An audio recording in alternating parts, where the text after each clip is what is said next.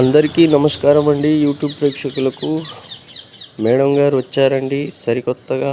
ఈ మేడం గారి పేరు వచ్చేసి కవితారెడ్డి అండి. మేడం గారు వచ్చేసి హైదరాబాద్లో ఉంటున్నారు ఇప్పుడు ప్రజెంటు. ఈ మేడంకు లివింగ్ రిలేషన్షిప్ కావాలి, అది కూడా సీక్రెట్గా అండి.